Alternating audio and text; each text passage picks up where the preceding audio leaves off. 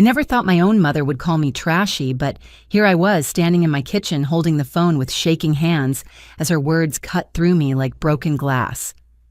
3 weeks before Madison's engagement party, Mom told me I couldn't attend because my tattoos, my motorcycle, and my job as a mechanic would embarrass our family in front of the wealthy Whitman clan. The $10,000 I'd saved for months to help fund Madison's dream celebration suddenly felt worthless in my hands.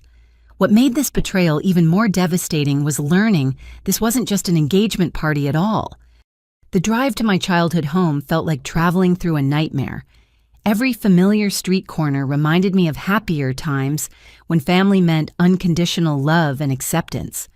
I pushed through the front door without knocking something I hadn't done since high school and found Madison in her old bedroom surrounded by stacks of cream-colored envelopes. Wedding invitations, not engagement party invitations, wedding invitations. My hands trembled as I picked up one of the elegant cards reading the formal script that announced Madison Sarah Collins would be marrying Richard James Whitman Jr. in exactly 21 days. The ceremony location was listed as the Whitman family estate, with reception to follow at their private country club. "Brisa, I can explain." Madison whispered, her face pale as morning frost. "Explain what exactly that you've been lying to me for months while I handed over my life savings for a party that doesn't exist." My voice cracked with each word. Mom appeared in the doorway, wringing her hands like she always did when caught in wrongdoing. "Sweetheart, we were going to tell you eventually. Tell me what that my own sister is getting married and I'm not invited, that I've been funding a wedding, I'm banned from attending."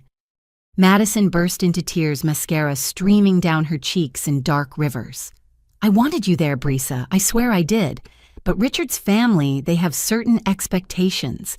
His mother, Eleanor, made it very clear that appearances matter tremendously for their social standing. So, my appearance matters more than our relationship as sisters? You don't understand the pressure I'm under," Madison sobbed. "Richard's family has connections everywhere. His father owns half the commercial real estate downtown. They could destroy my career, my future, everything I've worked for." Mom stepped forward, placing herself between us like a referee. "Brisa, honey, this isn't about not loving you. It's about Madison's happiness and security. The Whitmans are old money established families. They have traditions and ways of doing things." I felt my heart shattering into pieces. "And I don't fit those traditions." "Your motorcycle, the tattoos on your arms, your job at the garage." Mom listed each item like evidence in a criminal trial. "These people live differently than we do. They expect certain standards. Standards that apparently my own family doesn't think I meet." Madison wiped her eyes with the back of her hand. "I've been planning this for 8 months, Brisa. Every detail has been coordinated with Eleanor Whitman personally. The flowers, the music, the guest list, everything has to be perfect. Perfect enough that you need my money but not my presence." The silence stretched between us like an unbridgeable canyon. I looked around the bedroom where Madison and I had shared secrets, dreams, and sisterly bonds for decades. Photos of us together covered the dresser memories of camping trips, graduations, and family holidays. None of that seemed to matter anymore. "I contributed $10,000 to fund your dream wedding that I'm not allowed to attend," I said slowly. "Do you understand how that makes me feel?" "The money was a gift," Mom interjected quickly. "You said it was a gift for your sister's happiness." I thought I was contributing to an engagement party where I'd be celebrating alongside my family. I had no idea I was paying for my own exclusion. Madison's voice dropped to barely above a whisper. "Brisa, there's something else you need to know." My stomach dropped. What else could there possibly be? "I'm pregnant."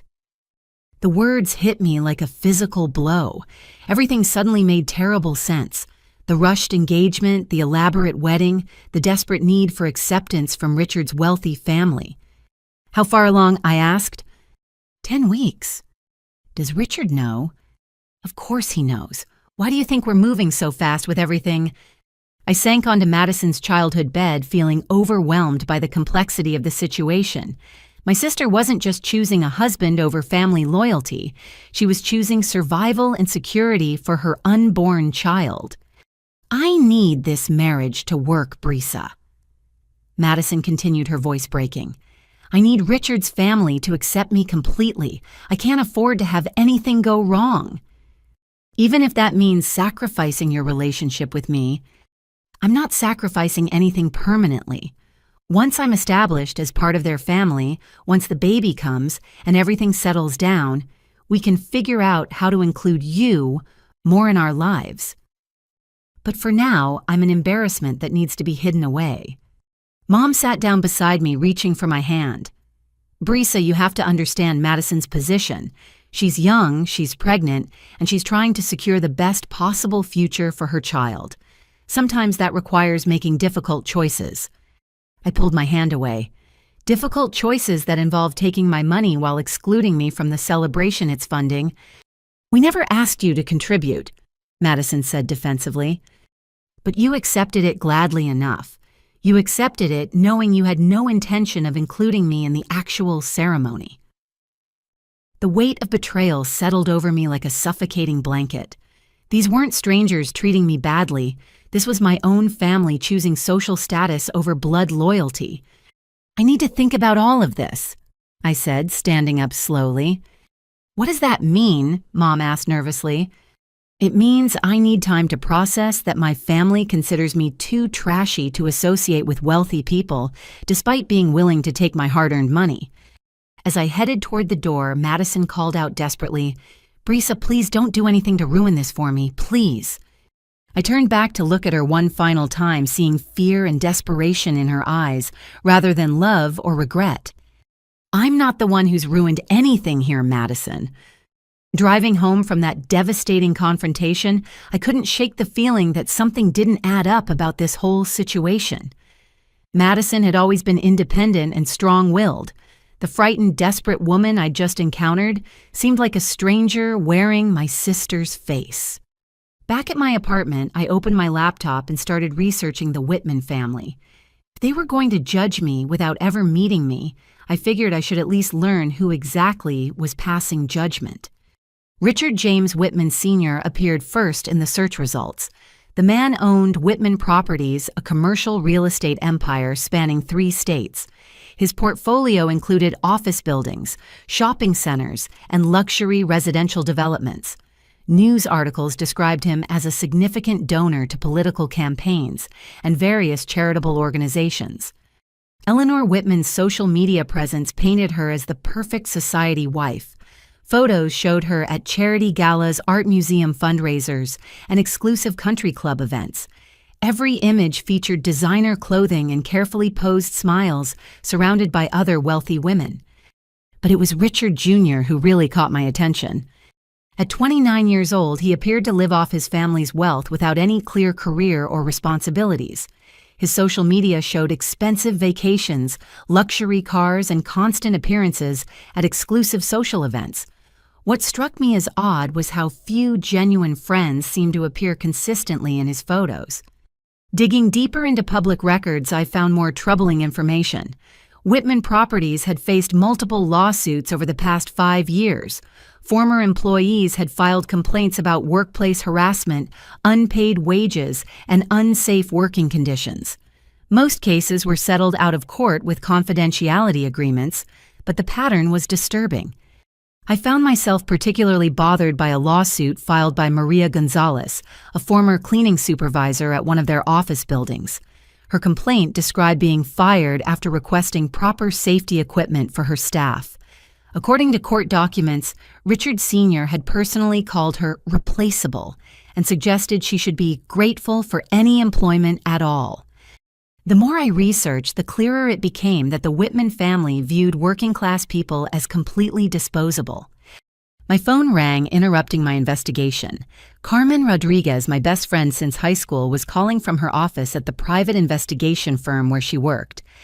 "Hey girl, you sound terrible. What's going on?"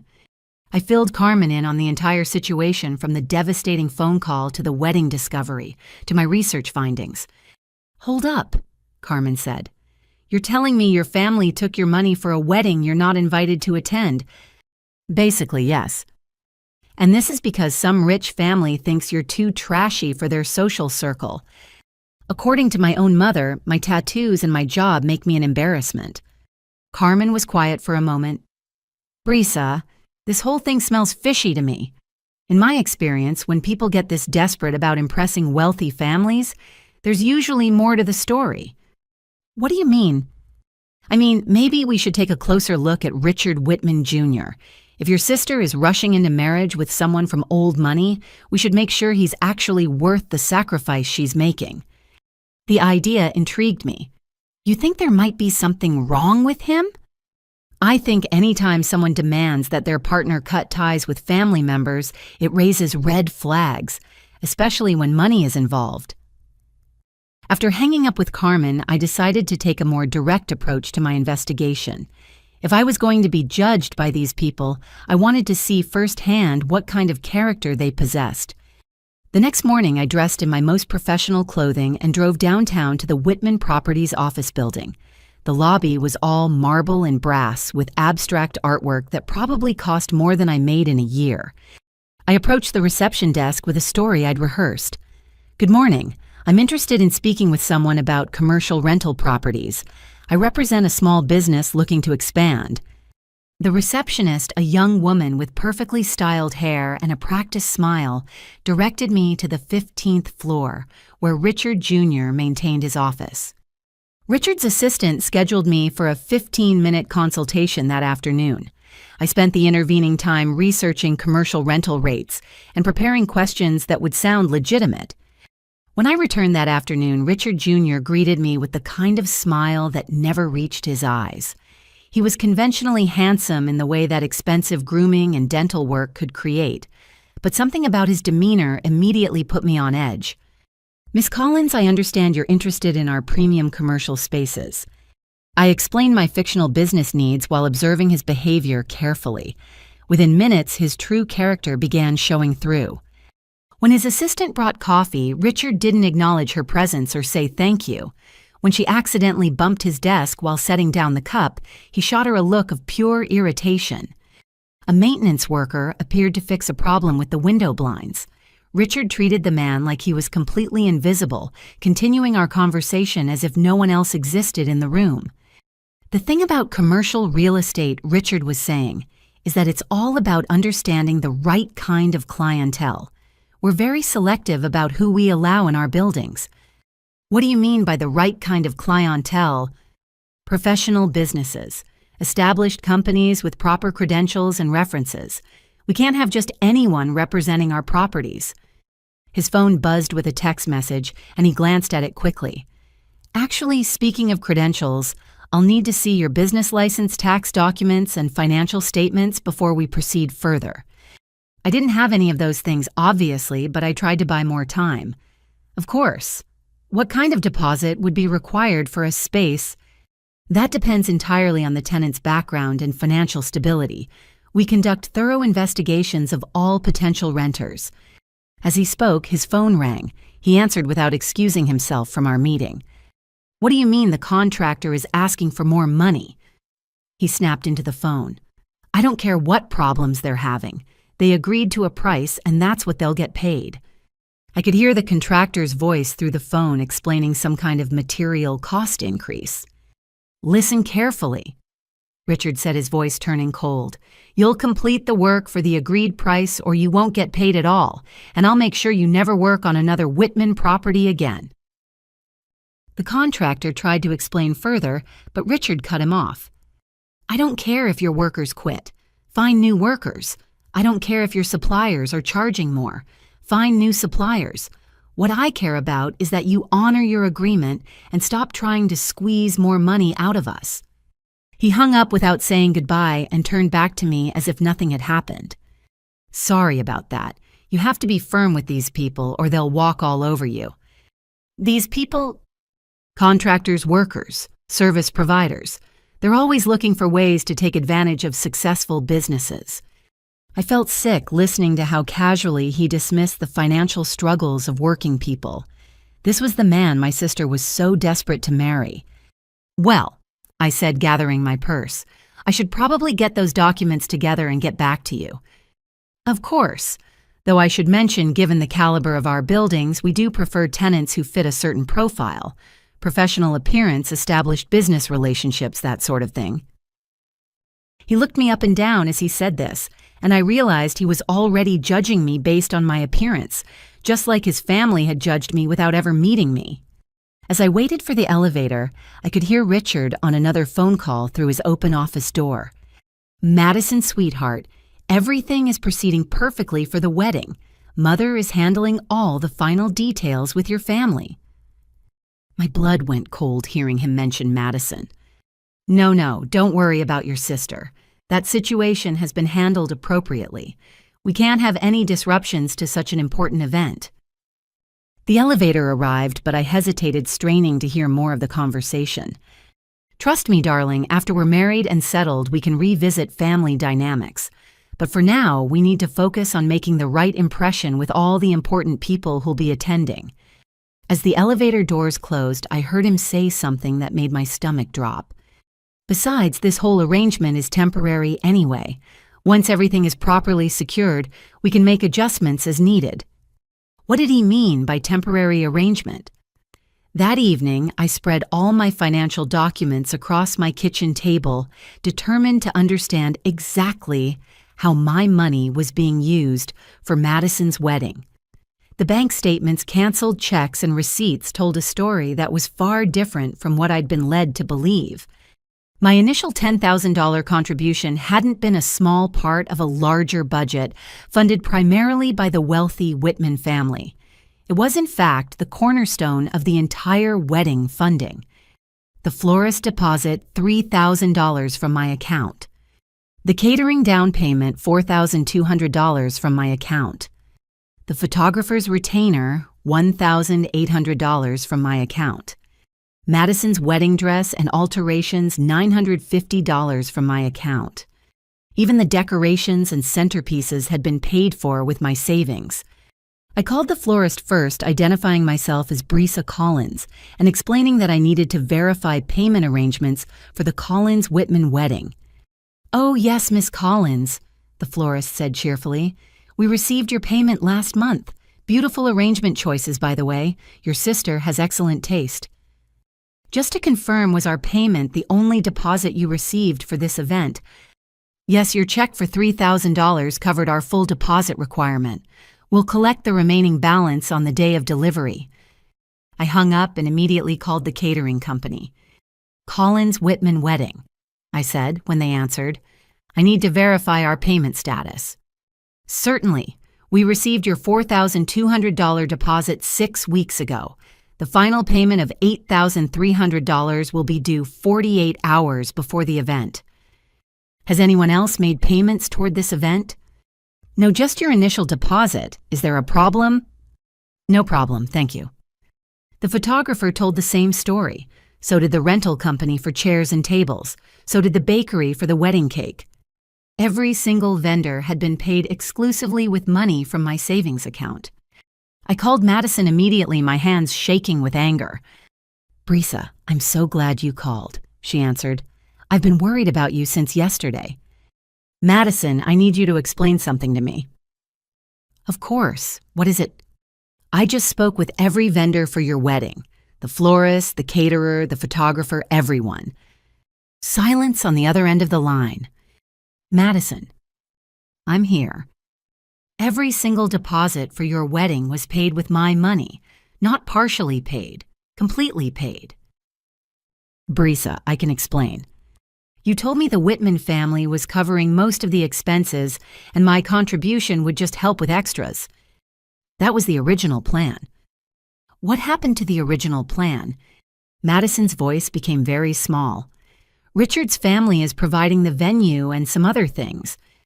"What other things?" "The venue for the ceremony and access to their country club for the reception." "That's it." "Well, yes, but those are very expensive things, Brisa. Do you have any idea what it costs to rent a venue like the Whitman estate? Do you have any idea what it cost me to save $10,000 working as a mechanic? I never asked you to sacrifice anything." But you let me believe I was making a small contribution to a larger budget when in reality I was funding the entire wedding myself. It's not the entire wedding. Richard's family is covering the venue and some other expenses. What other expenses specifically? Another long pause. Madison, what other expenses is his family covering? They're paying for the alcohol at the reception. Alcohol, that's it. I'm paying for flowers, food, photography, decorations, your dress, and they're covering drinks. And the venue, Brisa. Don't forget the venue. A venue I'm not allowed to set foot in. I hung up and immediately called my parents' house. Dad answered on the third ring. Hi, sweetheart, how are you doing? Dad, I need to ask you something important about Madison's wedding budget. What about it? How much money have you and Mom contributed to the wedding expenses? Oh, well, we've been helping where we can. How much specifically? It's not really about the specific amount, Brisa. It's about supporting your sister during this important time in her life. Dad, please just tell me how much money you've contributed. We took out a small loan to help cover some of the additional costs. My heart stopped. What kind of loan? Just a small home equity loan, nothing we can't manage. How much? $15,000. I felt like I was going to throw up. Dad, you borrowed against the house. It's not a big deal, sweetheart. The interest rate was very reasonable, and we'll have it paid off in a few years. A few years? Madison's happiness is worth a little financial sacrifice. This wedding is a once-in-a-lifetime opportunity for her to marry into a wonderful family. Dad, does Madison know you borrowed against the house? She knows we wanted to help make her days special. But does she know you put your home at risk? We didn't put anything at risk, Brisa. We're both still working and we can easily handle the monthly payments. After hanging up, I sat in my kitchen staring at all the financial documents spread across the table. My $10,000 plus my parents' $15,000 loan meant that our family had contributed $25,000 to fund a wedding where I wasn't welcome, and my parents were treated like embarrassing relatives. Meanwhile, the wealthy Whitman family was contributing the use of their property and some alcohol. But what bothered me most was the realization that Madison had allowed our parents to mortgage their home for her wedding without telling them about my exclusion from the ceremony. They thought they were funding a celebration that would include their entire family. I picked up my phone and called Carmen. I need your help investigating something, I said when she answered. What did you find? I found out that my family has contributed $25,000 to fund a wedding that I'm banned from attending, while the wealthy family contributing alcohol and a venue location. That's messed up, but not necessarily criminal. Carmen, there's something off about this whole situation. The way Richard talked about temporary arrangements, the way Madison seemed scared instead of happy, the way this family treats working-class people. What are you thinking? I'm thinking maybe we should look into Richard Whitman Jr.'s background more carefully. If my sister is sacrificing everything for this marriage, I want to make sure she's not walking into something dangerous. I can run a comprehensive background check if you want. Do it. What am I looking for specifically? Anything that suggests this marriage might not be what Madison thinks it is. As I cleaned up all the financial documents, one thing became crystal clear. I held all the financial leverage in this situation. Madison's dream wedding was entirely dependent on money from our family, not the wealthy Whitmans. If I chose to withdraw my funding, the entire celebration would collapse immediately. The question was, did I have the courage to potentially destroy my sister's wedding to protect my own dignity and my parents' financial security? The next morning, Carmen called me before 7 o'clock. Brisa, we need to talk. Can you meet me for breakfast? You found something, didn't you? I found a lot of things. How soon can you get to Melissa's Diner on 5th Street? 20 minutes later, I slid into the booth across from Carmen, who had a manila folder thick with papers sitting beside her coffee cup. This is bad, Brisa, really bad. How bad? Carmen opened the folder and pulled out several printed pages. Richard Whitman Jr. has been engaged twice before in the past 4 years. Engaged twice. First engagement was to Rebecca Patterson, daughter of Patterson Manufacturing. Her family owns 3 factories in Ohio. The engagement lasted 8 months before she called it off. Why did she call it off? According to my sources, she discovered Richard had been borrowing money against her family's business assets without their knowledge. Carmen pulled out another document. Second engagement was to Jennifer Hayes, whose family owns a chain of successful restaurants. That engagement lasted 6 months. Let me guess, financial impropriety. Jennifer's father found out Richard had been using their family credit accounts to pay off personal debts. When they confronted him, he claimed it was all a misunderstanding, but they ended the engagement immediately. I felt sick. So Madison is engagement number 3. It gets worse, Brisa. Both previous fiancés reported that Richard used pregnancy scares to pressure them into rushed weddings. Pregnancy scares. Rebecca told investigators that Richard convinced her she was pregnant and pressured her to elope immediately. When she took multiple pregnancy tests that came back negative, he claimed the stress of wedding planning had caused a miscarriage. And Jennifer, similar story. Richard claimed they needed to get married quickly because she was pregnant. When she insisted on seeing a doctor, he became controlling and manipulative, trying to isolate her from her family and friends. I stared at the documents, feeling cold despite the warm restaurant. Carmen Madison told me she's 10 weeks pregnant. Has she seen a doctor? I don't know. I didn't think to ask. Carmen pulled out more papers. There's something else. Richard owes significant money to several different creditors. Credit cards, personal loans, and some debts that appear to be related to gambling. How much money? Conservative estimate around $60,000 in various debts. $60,000. And that's just what I could verify through public records. The actual amount could be much higher. Carmen leaned forward, her voice dropping to barely above a whisper. Brisa, I think your sister is being targeted specifically because Richard researched your family's financial situation and knew about your savings. You think he chose Madison deliberately? I think he's been looking for families with available cash who are desperate enough for social advancement that they'll overlook red flags. But how would he know about our family's finances? Carmen pulled out one more document. Because 3 months before he started dating Madison, Richard hired a private investigator to conduct background checks on several potential targets. She slid a copy of an invoice across the table. The investigation company had been paid to research marriageable women from middle-class families with demonstrable access to capital. Madison's name appeared on a list of 12 women who had been investigated. He studied our family like we were marks in a con game, I said slowly. The investigator's report includes details about your job, your savings account, your parents' home equity, and Madison's career prospects. So when he started dating her, he already knew exactly how much money our family could contribute to a wedding. Exactly. And look at this. Carmen showed me a text message conversation that had been included in the investigative report. The private investigator had texted Richard, "Colin's family appears optimal for your needs. Daughter has access to significant savings, parents have home equity available, and family dynamics suggest they'll prioritize social advancement over financial caution." I felt like I couldn't breathe. He planned this entire thing.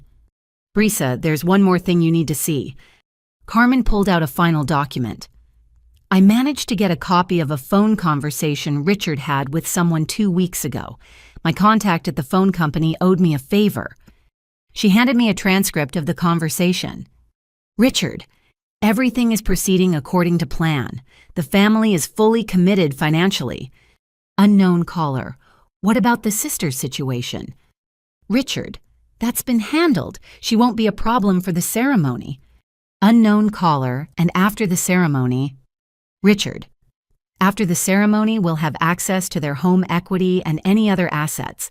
The marriage gives me legal standing to manage family finances if needed. Unknown caller, what about the wife? Richard, Madison is useful for now. She's establishing my credibility with her family and providing access to their resources. Once everything is properly transferred and secured, we can reassess the situation. Unknown caller, reassess how. Richard, marriages and Tom, especially when wives become unstable or difficult to manage. As long as I maintain control of shared assets during the dissolution, the temporary inconvenience becomes quite profitable. The conversation continued with Richard discussing plans to use Madison's pregnancy as leverage to gain access to her family's financial accounts, then manufacture grounds for divorce once he had control of their money.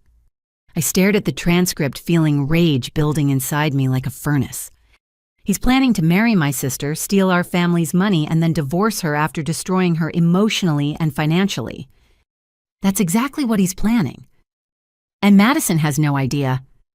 Based on his previous pattern, he's probably isolating her from friends and family while making her feel completely dependent on him for emotional and financial security. I thought about how scared and desperate Madison had seemed during our last conversation, how different she was from her normal, confident self. Carmen, I have to stop this wedding. I know, but you need to be careful about how you approach it. Richard has a pattern of becoming dangerous when his plans are threatened. What do you mean, dangerous? Rebecca Patterson filed a police report claiming Richard threatened her physically when she tried to end their engagement. Jennifer Hayes got a restraining order after Richard started stalking her and her family members. So if I expose him, he might hurt Madison. He might hurt Madison, he might hurt you, or he might disappear with whatever money he's already managed to access. I sat back in the booth feeling overwhelmed by the magnitude of the situation. My sister was about to marry a predator who was planning to destroy our entire family financially. What do I do, Carmen? We build an airtight case with enough evidence to protect Madison and your family while ensuring Richard faces legal consequences for his crimes. How long will that take? I can have everything compiled within 48 hours. But Brisa, you need to prepare yourself for the possibility that Madison might not believe you initially. Why wouldn't she believe me? Because Richard is an expert manipulator. He's probably spent months conditioning her to distrust outside influences and rely entirely on his version of reality. So even with proof she might choose him over her own family, it's possible. But once she sees the evidence and understands the pattern, she'll realize how much danger she's in. As we left the diner, Carmen handed me the entire folder of documents. Keep these safe. We're going to need every piece of evidence to stop Richard and protect your family. Walking back to my car, I felt the weight of responsibility settling over me like a heavy blanket. I had 48 hours to save my sister from a predator, protect my parents' home from foreclosure, and somehow preserve what remained of our family relationships. But for the first time since this nightmare began, I felt like I had the tools and knowledge needed to fight back. Carmen called me the next morning with a plan that made my stomach churn with nervous energy. We need to observe Richard in his natural environment, she explained. I want to see how he behaves when he thinks no one is watching, especially around his family. Where do you suggest we do that? The Riverview Country Club. Richard has lunch there every Tuesday with his parents. It's their regular family meeting to discuss business matters. How do you know that? Because I spent yesterday tracking his routine. The man is incredibly predictable when it comes to maintaining appearances. 2 hours later, Carmen and I sat in her car across the street from the most exclusive country club in the city. The building looked like something from a movie about old Southern aristocracy, all white columns and manicured gardens. I feel ridiculous, I said, adjusting the conservative business suit Carmen had insisted I wear. What if someone recognizes us? No one's going to recognize us. We're just two professional women having lunch at an upscale restaurant. Carmen had made reservations under false names and created fake business cards identifying us as consultants from out of state. The plan was to sit close enough to observe the Whitman family dynamics while remaining completely invisible. The maitre d' seated us at a corner table with a perfect view of the main dining room. Within 10 minutes, Richard arrived with an older couple who could only be his parents. Richard Sr. looked exactly like I'd expected from his photos. silver-haired, expensively dressed, carrying himself with the kind of confidence that comes from never having to worry about money. Eleanor Whitman was perfectly polished in the way that only comes from decades of professional grooming and designer clothing. But it was their behavior toward the restaurant staff that immediately caught my attention. When the server approached to take their drink orders, Eleanor didn't look up from her menu or acknowledge his presence. She simply stated her order, as if speaking to empty air. Richard Sr. snapped his fingers impatiently when the water glasses weren't filled quickly enough for his liking. And Richard Jr., my sister's fiancé, treated the young waitress like she was completely invisible, continuing his conversation while she stood waiting to take his food order. "Do you see how they're treating these people?" I whispered to Carmen. "I see it. Keep watching." As their lunch proceeded, I witnessed behavior that made my skin crawl. Eleanor complained loudly about the temperature of her soup, demanding the server take it back to the kitchen twice. When the poor young man returned with the reheated soup, she tasted it dismissively and announced it was barely acceptable. Richard Sr. questioned every item on the bill when it arrived, implying that the server might be trying to overcharge them despite the fact that they were members of this exclusive club. But it was what they discussed during their meal that really disturbed me. Carmen had positioned us close enough that we could hear portions of their conversation, especially when their voices rose during disagreements.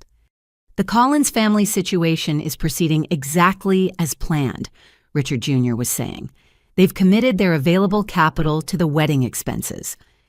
"And what about the sister problem?" Eleanor asked. "Handled completely. She won't be present for any of the wedding events." "Good. We can't have that kind of element around our guests." Richard Sr. leaned forward. "What about longer-term asset access? Once I'm legally married to Madison, I'll have joint access to any family accounts she's added to. The parents have already mortgaged their home to help fund the wedding, which means they're financially vulnerable." "How vulnerable?" Eleanor asked. "Vulnerable enough that they'll agree to any financial arrangement that seems to offer stability for their daughter and grandchild." Speaking of the grandchild, Richard Sr. said, "Have you confirmed the pregnancy situation?" Richard Jr. smirked. "Madison believes she's pregnant because I convinced her that her symptoms were conclusive. She hasn't seen a doctor yet because I've told her we should wait until after the honeymoon for a full medical consultation." Eleanor laughed coldly. "Brilliant manipulation, darling. The pregnancy pressure eliminates her ability to back out of the wedding." "And if she's not actually pregnant," Richard Sr. asked, "then we'll convince her that the stress of wedding planning caused a miscarriage. Women blame themselves for these things, so she'll be even more emotionally dependent on my support."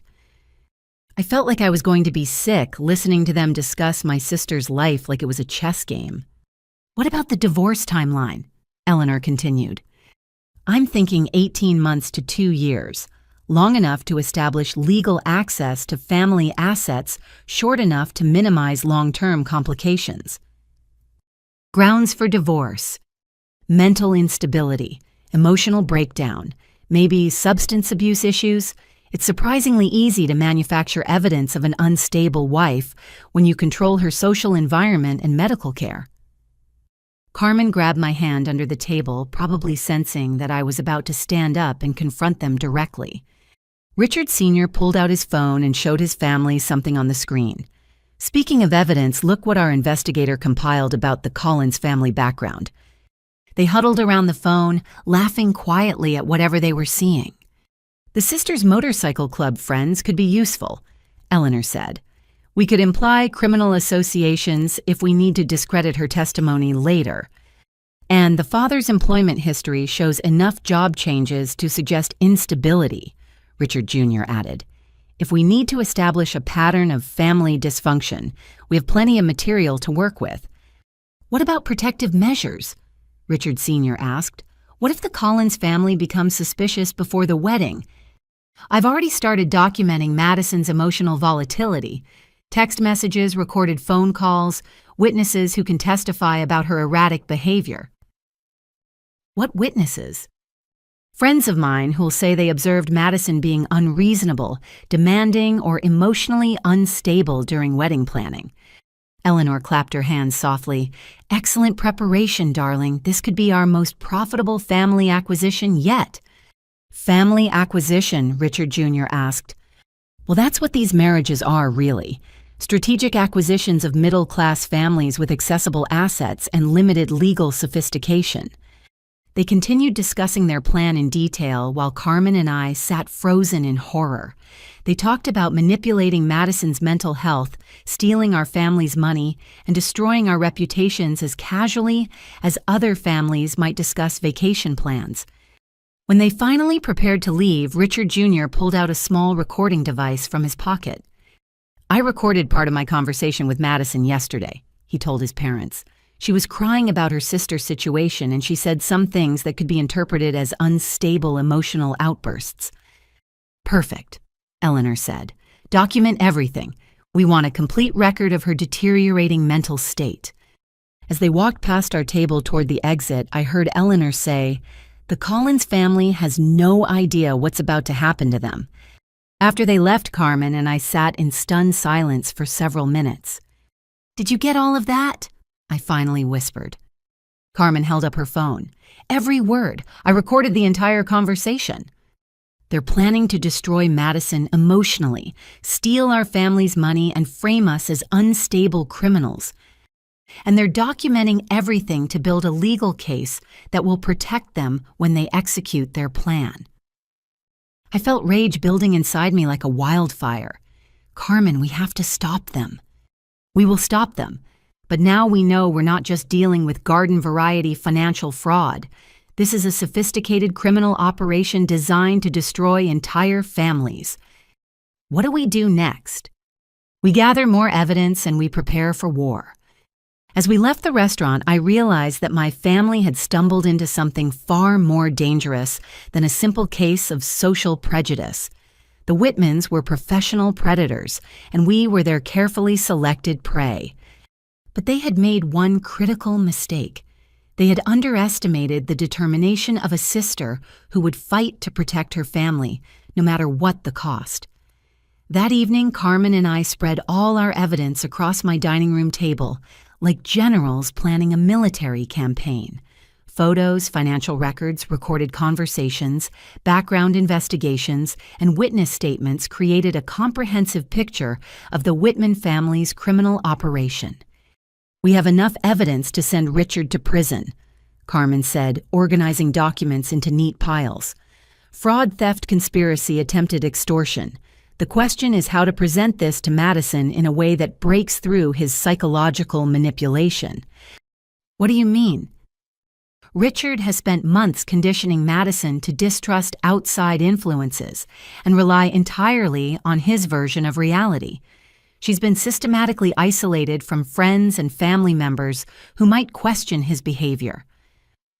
I thought about how different Madison had seemed during our recent conversations. Fearful, defensive, desperate in ways that weren't typical of her personality. So even if I show her proof that he's a criminal, she might not believe it. She might interpret your evidence as jealousy or sabotage, especially if Richard has already planted seeds suggesting that you're unstable or vindictive. Carmen pulled out a folder I hadn't seen before. That's why I contacted some additional resources. "What kind of resources?" I reached out to my friend Jake Martinez. He's a licensed therapist who specializes in helping people escape manipulative relationships. He's willing to review our evidence and provide guidance about the best approach. And I also contacted my friend Sophie Chen, who's a nurse practitioner. If Madison hasn't actually seen a doctor about her pregnancy, Sophie can provide discreet medical consultation. "You think the pregnancy might be fake?" "I think it's suspicious that Richard is pressuring Madison to avoid medical care until after their honeymoon." Carmen opened another folder. I also reached out to Derek Williams. He owns a small construction company, and he's had business dealings with Whitman Properties. He might be willing to provide testimony about their fraudulent business practices. So, we're building a support network. We're building a team of credible witnesses who can help Madison understand that this isn't about family jealousy or social prejudice. This is about protecting her from criminals. I appreciated Carmen's strategic thinking, but I felt overwhelmed by the complexity of the situation. What if Madison refuses to listen no matter what evidence we present? Then we have to be prepared to take legal action to protect your parents' financial assets and pursue criminal charges against Richard. Even if that means destroying Madison's relationship. Brisa, her relationship is already destroyed. Richard is planning to marry her, steal your family's money, and then divorce her after making her believe she's mentally unstable. The weight of that reality settled over me like a crushing boulder. My sister wasn't just making a bad choice about marriage. She was walking into a trap designed to destroy her psychologically and financially. How do we approach this? I asked. Carefully. We need to present the evidence in a way that doesn't trigger her defensive mechanisms. Carmen pulled out a detailed timeline she'd created. First, we invite Madison to a neutral location where she can examine the evidence without Richard's influence, somewhere she feels safe and comfortable. Like where? Maybe the coffee shop where you two used to study together in college, somewhere associated with positive memories of your relationship. Then what? We start with the financial evidence. Show her exactly how much money your family has contributed versus how much the Whitman family has contributed. Let her see the disparity without making her feel stupid for not noticing it earlier. Carmen pointed to another section of her timeline. Next, we show her the background information about Richard's previous engagements. Let her see the pattern of behavior without immediately jumping to accusations about her specific situation. And then we play the recorded conversation from the country club. Let her hear Richard discussing their plans in his own words. What if she still doesn't believe it? Then we have Jake available to explain how psychological manipulation works, and Sophie available to discuss the pregnancy situation. Carmen's plan was thorough and thoughtful, but I still felt nervous about confronting Madison with information that would shatter her entire understanding of her relationship. What if this backfires and she cuts off contact with our family completely? Brisa, she's already being isolated from your family. Richard is systematically removing all of her support systems, so she'll be completely dependent on him. But what if our confrontation pushes her further into his control? That's a risk we have to take, because the alternative is watching her walk into a trap that will destroy her life and your family's financial security. I spent the next 2 hours reviewing every piece of evidence, trying to imagine how Madison would react to each revelation. The financial disparity would probably shock her. The information about Richard's previous engagements might make her defensive. But the recorded conversation, hearing Richard discuss plans to manipulate her mentally and steal from our family, that would be devastating. Carmen, what if Madison is already too psychologically dependent on Richard to leave him, even after seeing all this evidence? Then we document everything we've shown her and pursue legal action to protect your parents' assets. We can't force Madison to make smart choices, but we can prevent Richard from stealing your family's money. Legal action, how? Restraining orders, fraud investigations, criminal charges. If Richard is running a systematic con operation, law enforcement will be very interested in our evidence. Carmen gathered all the documents back into organized folders. But let's focus on saving Madison first. She's your sister, and she deserves a chance to see the truth before we involve law enforcement. That night, I lay awake staring at the ceiling, rehearsing different ways to present the evidence to Madison. How do you tell someone you love that their entire relationship is based on lies and criminal manipulation? How do you save someone who might not want to be saved? But I kept coming back to the same conclusion. Madison was my sister. She was carrying what she believed was her first child. She was sacrificing everything for a man who was planning to destroy her. I had to at least try to save her, even if it meant risking our relationship forever. The next morning, I called Madison and asked if she wanted to meet for coffee at Grounded the Cafe, where we'd spent countless hours studying during college. "Is everything okay?" she asked, sounding suspicious. I want to apologize for how I reacted to your wedding news. I lied. I think I was hurt and jealous, and I said some things I regret. Oh, Brisa, I'm so relieved to hear you say that. Can we meet this afternoon and talk through everything? I want to understand your situation better and see if there's a way for us to move forward as sisters. Of course, I'd love that. As I hung up, I felt terrible about the deception, but Madison's safety was more important than my discomfort with lying. In 6 hours, I would either save my sister or lose her forever. Grounded Coffee Shop looked exactly the same as it had during our college years. Mismatched furniture, local artwork covering brick walls, and the familiar smell of espresso and fresh pastries.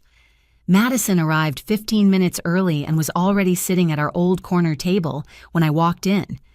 She looked tired and thin, more fragile than I'd ever seen her. Dark circles under her eyes suggested she hadn't been sleeping well, and her normally perfect posture seemed slumped with exhaustion.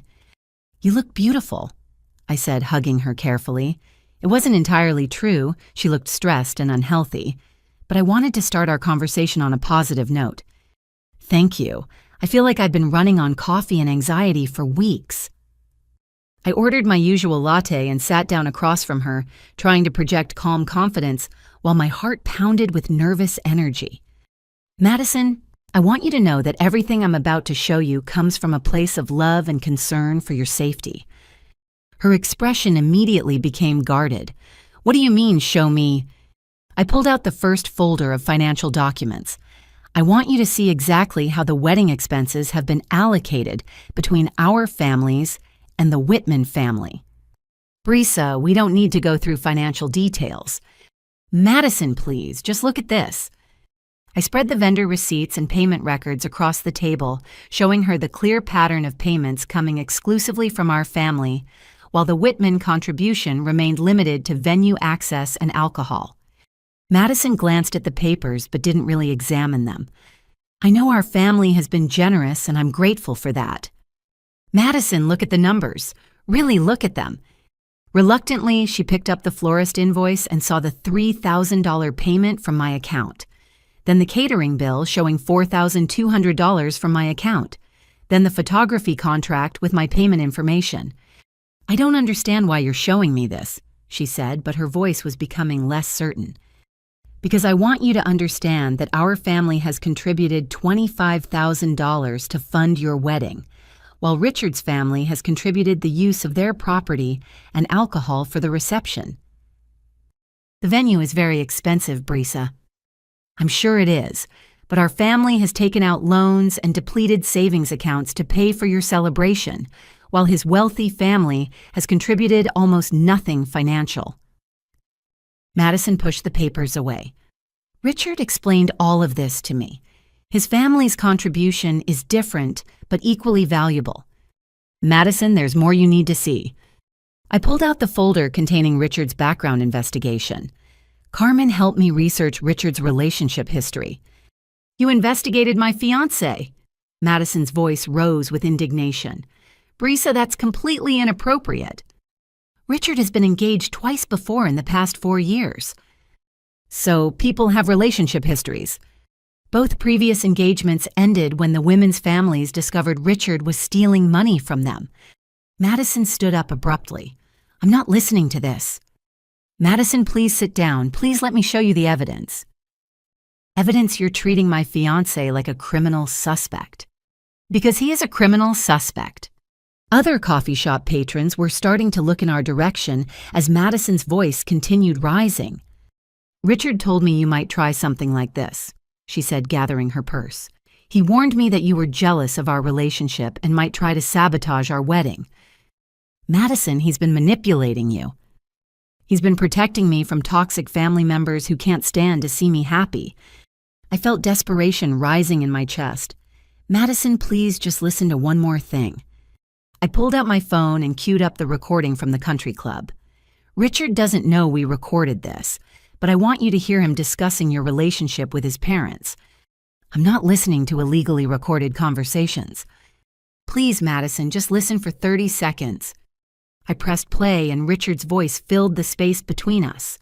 Madison believes she's pregnant because I convinced her that her symptoms were conclusive. She hasn't seen a doctor yet because I've told her we should wait until after the honeymoon for a full medical consultation. Madison's face went completely white. Eleanor's voice continued. Brilliant manipulation, darling. The pregnancy pressure eliminates her ability to back out of the wedding. Richard's voice. And if she's not actually pregnant, then we'll convince her that the stress of wedding planning caused a miscarriage. Madison grabbed my phone and stopped the recording. Where did you get this? Carmen and I observed Richard having lunch with his parents yesterday. They discussed their entire plan to manipulate you emotionally and steal money from our family. Madison stared at the phone in her hands, her face cycling through shock, disbelief, and growing anger. This could be fake. Audio can be manipulated. Madison, you know that's Richard's voice. Even if it's real, it could be taken out of context. What context would make those statements acceptable? Madison set my phone down on the table with trembling hands. Brisa, I'm pregnant. I've missed 2 periods. I've been nauseous every morning. My breasts are tender. Those are real symptoms. When did you last see a doctor? Richard said we should wait until after the honeymoon to start prenatal care. Madison pregnancy tests are available at every pharmacy. Why haven't you taken one?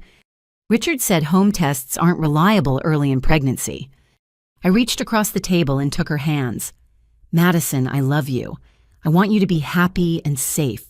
But I think Richard has been lying to you about everything. Madison pulled her hands away.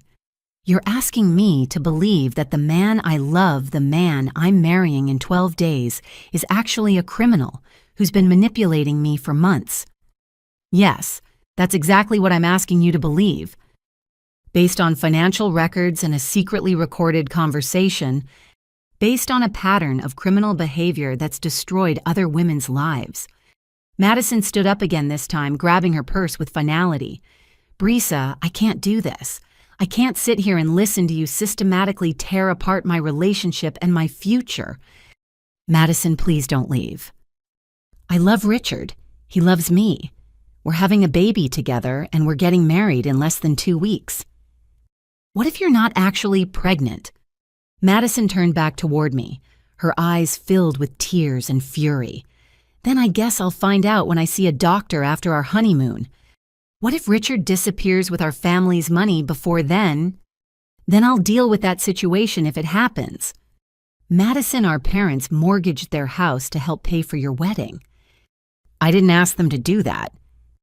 But they did it because they love you and want you to be happy. And I appreciate their sacrifice. What if Richard's plan succeeds and they lose their home? Madison paused at the coffee shop door. Brisa, I need you to make a choice. You can support my marriage and be part of my life, or you can continue trying to destroy my relationship and be excluded from my future. Madison, I'm trying to protect you. I don't need your protection. I need your support. What if I can't support something I believe will hurt you? Then I guess we don't have anything else to talk about. Madison walked out of the coffee shop, leaving me sitting alone with folders full of evidence that she'd refused to examine. I sat there for another hour, replaying every moment of our conversation and wondering what I could have done differently. Maybe I'd presented the information too aggressively. Maybe I should have started with emotional appeals rather than financial evidence.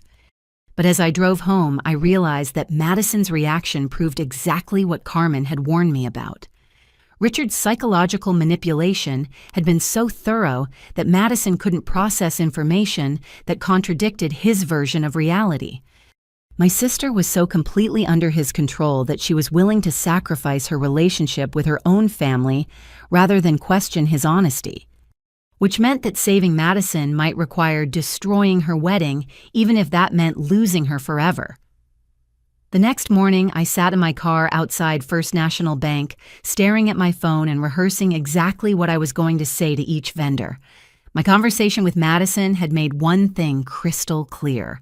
She was too psychologically manipulated to protect herself or our family from Richard's criminal plan, which meant I had to take action to protect our parents' financial security, even if Madison never forgave me. I walked into the bank and requested to speak with my account representative about withdrawing the $10,000 that had been designated for Madison's wedding expenses. "Miss Collins, are you sure you want to withdraw the entire amount?" the representative asked. "This will close several automatic payments you've set up for vendor deposits." "That's exactly what I want to do." "May I ask if there's a problem with the services you've contracted?" "There's a problem with the entire event." Within 30 minutes, I had a cashier's check for $10,000 and documentation showing that all automatic payments to wedding vendors had been canceled immediately. Now came the difficult part, calling each vendor to explain the situation. I started with the florist. "Petal Perfection, this is Sandra." "Hi Sandra, this is Brisa Collins. I need to discuss the Collins-Whitman wedding flowers." "Oh yes, beautiful arrangements. We're scheduled to deliver everything next Friday morning." "I'm afraid I need to cancel our order completely." Silence on the other end of the line. "Miss Collins, the wedding is in 11 days. We've already ordered all the flowers and started creating the arrangements." "I understand this creates problems for you, and I apologize for the short notice. Can you tell me why you're canceling?" I'd prepared for this question. "We've discovered that the groom has been misrepresenting his intentions regarding the marriage, and we believe this wedding should not proceed." "I see. Well, unfortunately, our contract specifies that cancellations within 2 weeks of the event result in forfeiture of the entire deposit." "I understand. Keep the deposit for your inconvenience. I just need to ensure that no flowers are delivered to any location associated with this wedding." The conversation with the caterer went similarly, though they were more understanding when I explained that we'd discovered the groom was planning to defraud our family. "Miss Collins, we appreciate your honesty about the situation," the catering manager said. "We've unfortunately seen cases where families have been taken advantage of during wedding planning. Thank you for understanding. We'll cancel the catering order immediately. Your deposit will cover our costs, and we'll make sure no food is delivered to any location for this event." The photographer was sympathetic but professional. "I can cancel your photography contract, but I want you to know that we take client confidentiality very seriously. We won't discuss your family situation with anyone else involved in the wedding." "I appreciate that." "Miss Collins, if your sister contacts us directly about the photography, how would you like us to handle that conversation?" "Tell her that the photography services were canceled due to payment issues, and she'll need to make new arrangements if she wants professional photography for her event." By noon, I had successfully canceled every service that had been paid for with my money. The flowers, catering, photography, decorations, and even Madison's dress alterations had all been terminated. Madison's dream wedding was collapsing in real time. My phone started ringing almost immediately. "Brisa, what have you done?" Madison's voice was hysterical. "The florist just called me saying our entire order was canceled." "I withdrew my financial support for your wedding." "You can't do that." "I can do that, Madison. It was my money." "But the wedding is in 11 days. "Then you and Richard's family will need to find alternative funding for your celebration." "Brisa, please, I'm begging you, don't destroy my wedding." "Madison, I tried to show you evidence that Richard is planning to defraud our family. You refused to look at it." "So you decided to sabotage my entire life." "I decided to protect our parents from losing their home to pay for a wedding that's designed to steal their money." Madison was crying now. "Richard is going to be furious. His parents are going to think our family is completely unstable. Richard's parents are planning to help him steal our family's assets. Maybe they should think we're unstable enough to fight back." "You don't understand what you've done, Brisa. This wedding has to happen." "Why does it have to happen?" "Because I'm pregnant and I need Richard's support." "Madison, take a pregnancy test, go to a doctor. Find out if you're actually pregnant before you commit your entire life to someone who's lying to you." "I don't have time for that now. I have to figure out how to salvage my wedding." Madison, listen to me carefully. If Richard really loves you, he'll help you find solutions for these problems. If he doesn't really love you, He'll blame you for the problems and make you feel guilty for things that aren't your fault. What's that supposed to mean? It means watch how Richard reacts to these setbacks. Does he comfort you and work with you to find alternatives, or does he get angry and make you feel like the problems are your responsibility to solve? Madison hung up without responding. An hour later, Mom called. Brisa Madison is here crying hysterically. She says you've destroyed her wedding. I canceled the services that I was paying for. Why would you do such a thing? Because Richard Whitman is a criminal who's planning to steal money from our family, and I'm not going to fund our own destruction. Brisa, that's a very serious accusation. Mom, I have recorded evidence of Richard discussing plans to manipulate Madison psychologically and gain access to our financial assets. What kind of recorded evidence? Richard had lunch with his parents yesterday and they discussed their entire criminal plan in detail. You were secretly recording people. Mom, Richard is planning to marry Madison, steal our money, and then divorce her after making her believe she's mentally unstable. Silence on the other end of the line. Mom, Brisa, come over here right now. Bring whatever evidence you think you have. Let's all sit down and discuss this like adults. Is Richard there? No, Richard is not here. Is Madison willing to look at evidence, or is she going to refuse to examine it like she did yesterday? She's willing to listen if you can prove what you're saying. I'll be there in 20 minutes. As I gathered all of Carmen's folders, my phone buzzed with a text message from an unknown number. Miss Collins, this is Eleanor Whitman. I believe we need to have a conversation about your recent actions regarding my son's wedding. Please call me at your earliest convenience. My blood ran cold. The Whitman family was already mobilizing to deal with the threat I represented to their criminal plan, which meant the real battle was just beginning. When I arrived at my parents' house, I found Madison curled up on the living room couch like a wounded animal surrounded by crumpled tissues and empty coffee cups. Mom and Dad sat nearby looking helpless and confused. Madison, I said gently, I know you're upset, but I need you to look at the evidence I tried to show you yesterday. She looked up at me with red-rimmed eyes.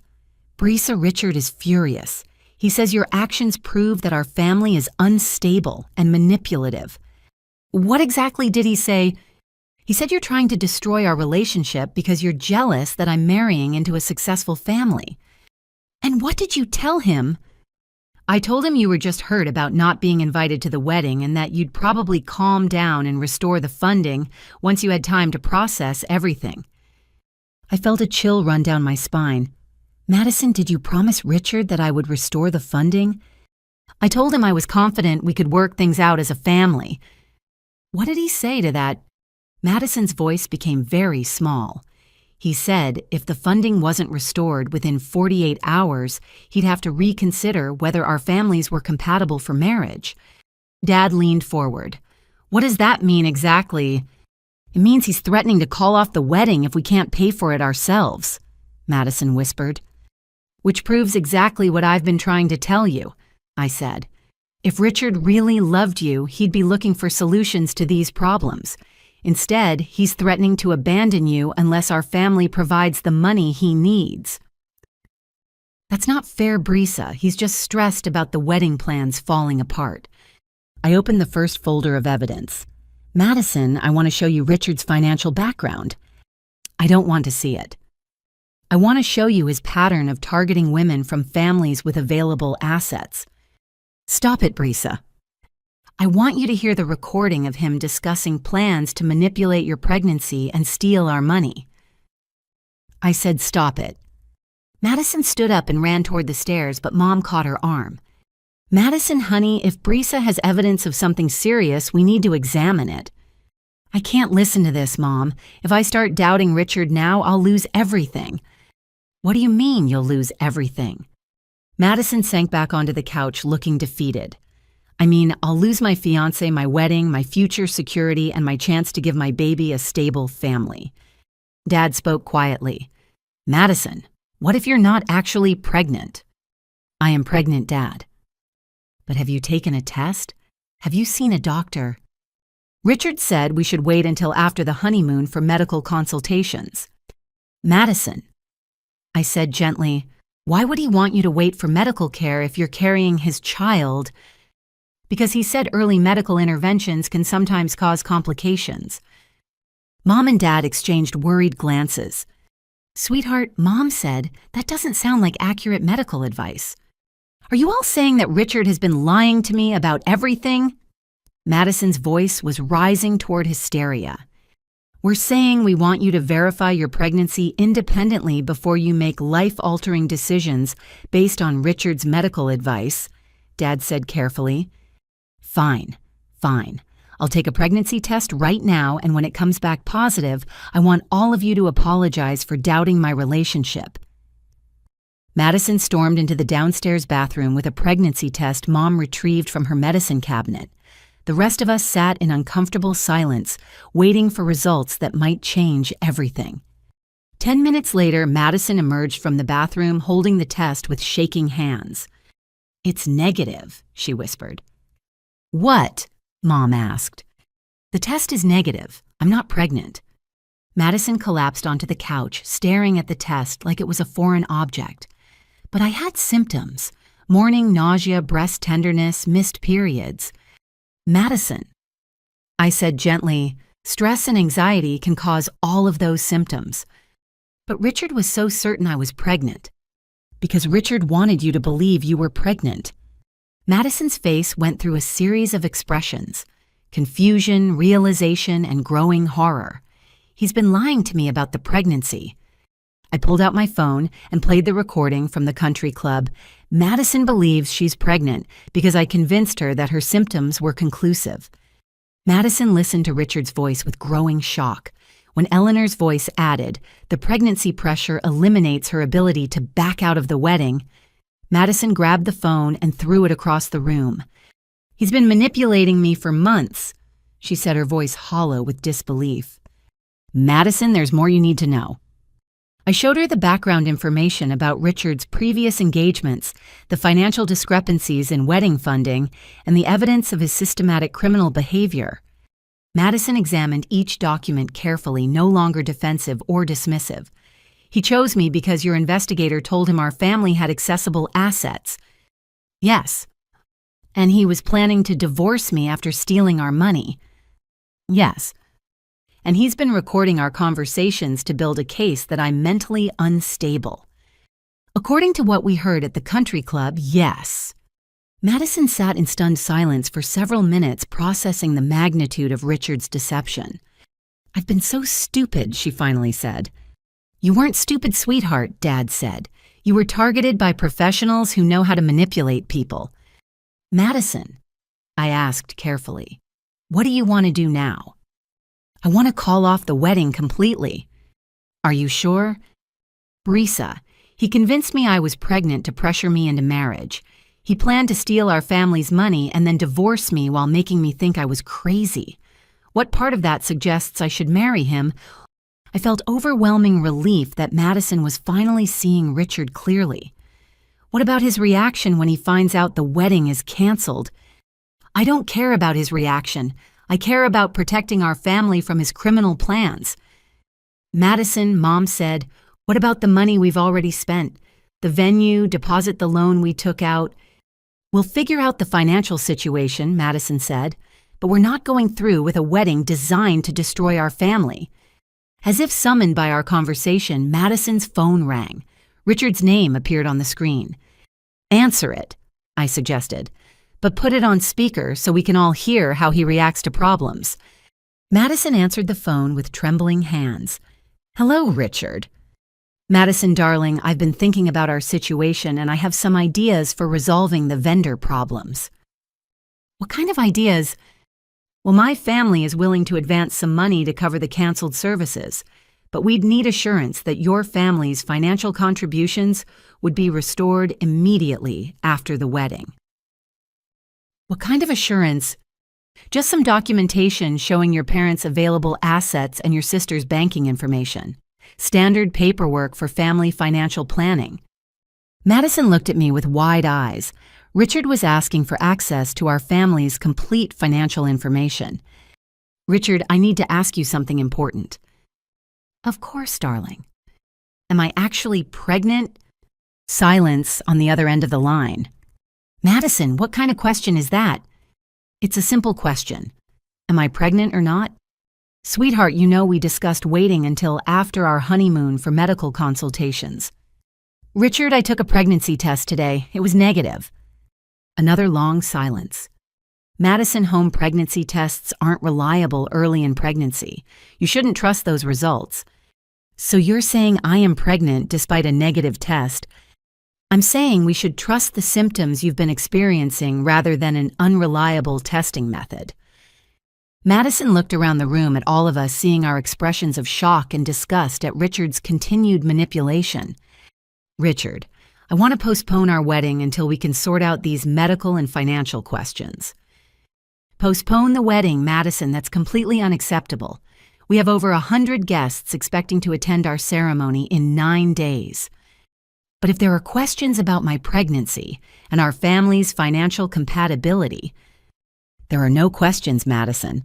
There are only problems created by your unstable sister who's trying to destroy our relationship. Richard's voice was becoming cold and threatening in a way that made my skin crawl. Madison, you need to choose right now between loyalty to your family and loyalty to our future together. What does that mean? It means you either restore the wedding funding and exclude your sister from all future family decisions, or I'll be forced to reconsider whether this marriage can succeed.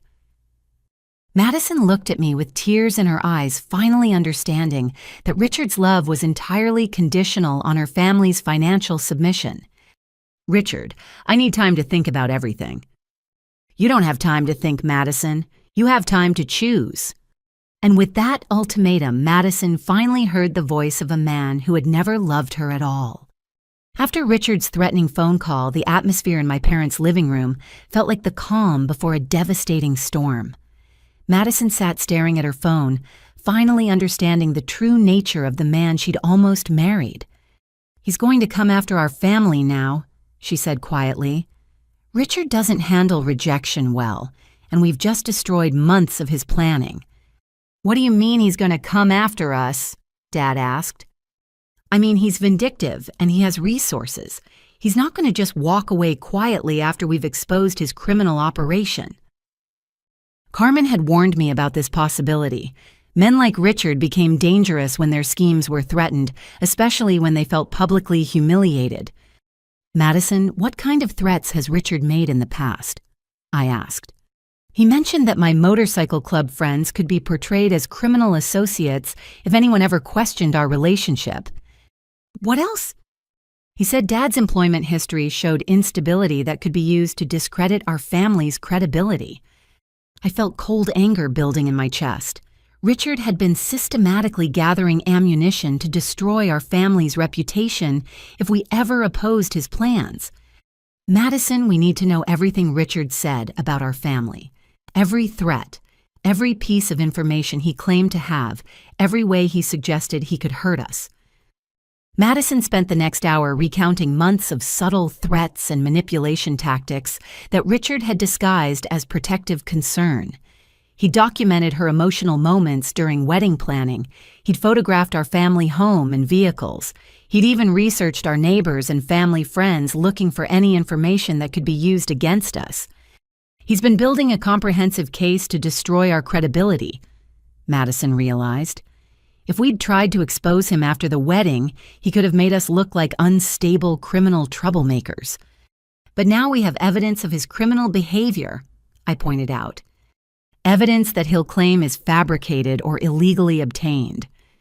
Carmen called while we were discussing our options. Brisa, how did the conversation with Madison go? She finally understands the situation, but now we're worried about Richard's retaliation. That's exactly what I was calling about. My contact at the police department told me something disturbing. What? Richard filed a report this afternoon claiming that your family has been threatening and harassing him. My stomach dropped. What kind of report? He claims you've been stalking him, making threatening phone calls, and attempting to extort money from his family. That's completely false. I know it's false. but Richard provided documentation that appears to support his claims. What kind of documentation? Fake text messages, manipulated audio recordings, and witness statements from people who claim to have observed your threatening behavior. I felt like I was falling down a rabbit hole of criminal deception. Carmen, he's been planning this retaliation strategy all along. It gets worse, Brisa. Richard also filed a report claiming that Madison has been displaying erratic and potentially dangerous behavior, suggesting she might need psychiatric intervention. Madison grabbed the phone from my hands. Carmen, this is Madison. What did he say about me? He claims you've been having emotional breakdowns, making threats of self-harm and showing signs of severe mental instability. But that's not true. Madison, I believe you completely, but Richard has documentation that appears to support his claims. What kind of documentation? Audio recordings of phone conversations where you're crying and talking about feeling hopeless. Photos of you looking distressed. Witness statements claiming you've been acting irrationally. Madison's face went white. He recorded our private conversations and took photos of me when I was upset about wedding stress. And now he's using that documentation to build a case that you're mentally unstable and your family is criminally threatening. I took the phone back. Carmen, what do we do? We build a stronger case against Richard faster than he can build a case against your family. How? I've been in contact with Richard's previous victims. Rebecca Patterson and Jennifer Hayes are willing to provide testimony about his criminal pattern. They'll help us. They've been waiting for someone to build a strong enough case to ensure Richard faces legal consequences. What can they provide? Financial records showing how Richard stole from their families, documentation of his manipulation tactics, evidence that he uses the same psychological abuse patterns against every victim. Carmen's voice became more urgent. But Brisa, we need to move quickly. Richard is already working to discredit your family's credibility.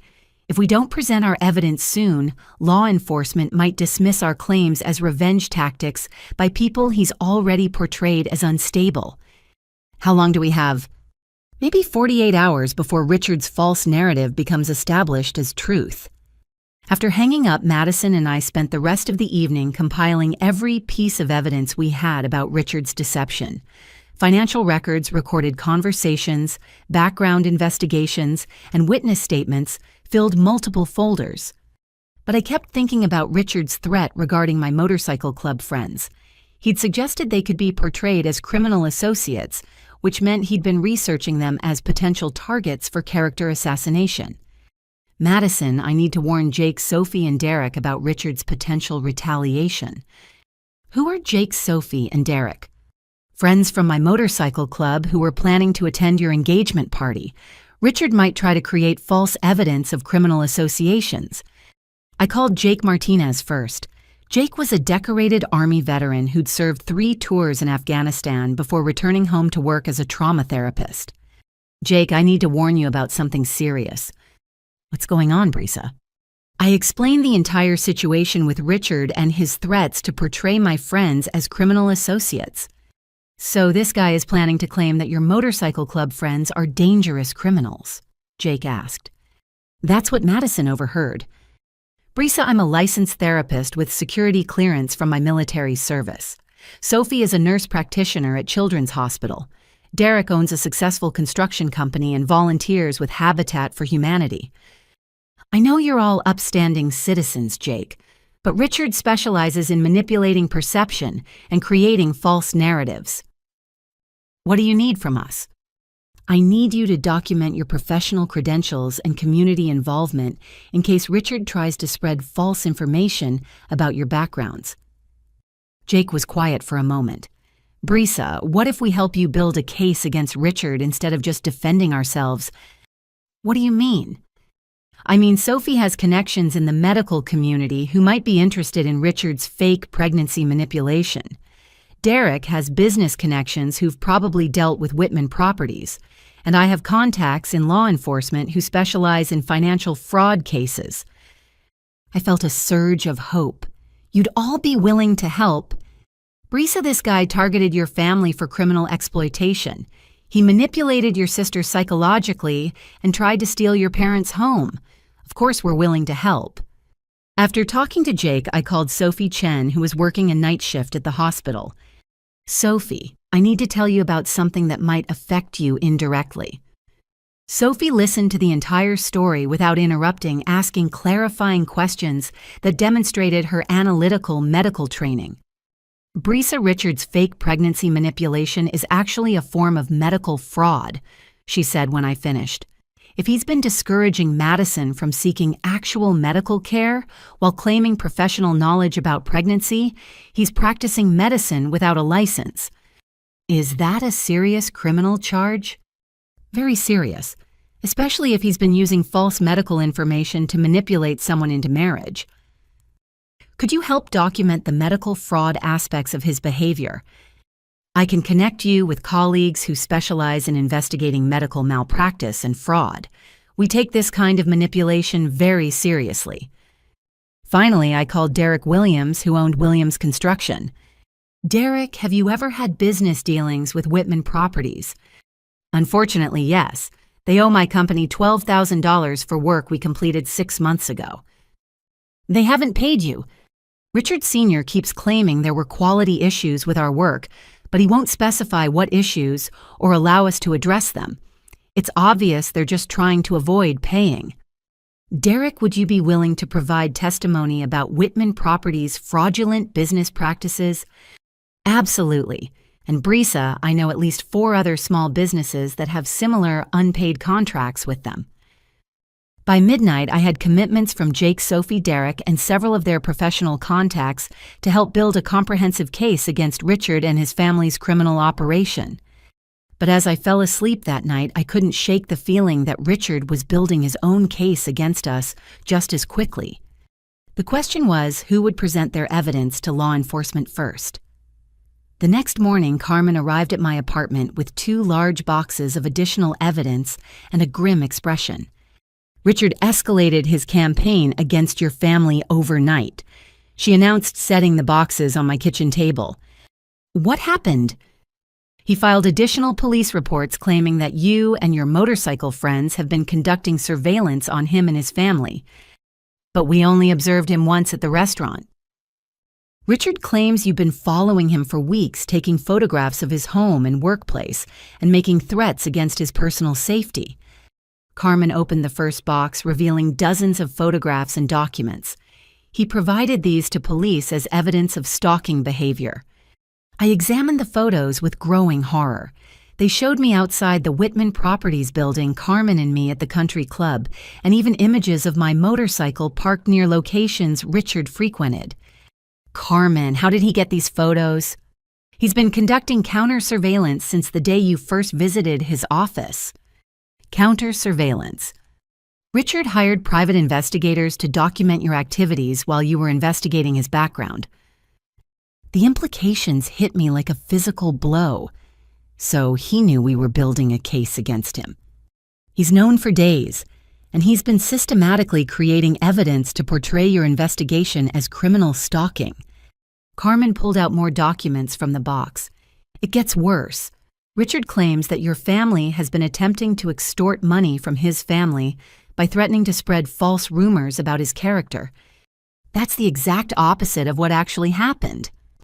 I know, but Richard has documentation that appears to support his version of events. She showed me fake text messages purporting to be from Madison demanding money in exchange for silence about Richard's alleged criminal behavior. Madison never sent these messages. Of course she didn't, but they're sophisticated forgeries that would be difficult to prove false without extensive technical analysis. I felt overwhelmed by the scope of Richard's criminal operation. How are we supposed to fight someone who can create false evidence this convincingly? We fight back with overwhelming real evidence that exposes his pattern of criminal behavior across multiple victims. Carmen opened the second box. I spent all night coordinating with Richard's previous victims and their families.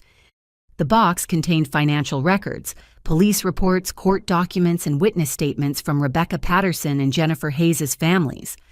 Rebecca's family kept detailed records of Richard's financial fraud, Carmen explained. bank statements showing unauthorized transfers, forged documents, and attempts to access family business accounts. She pulled out another folder.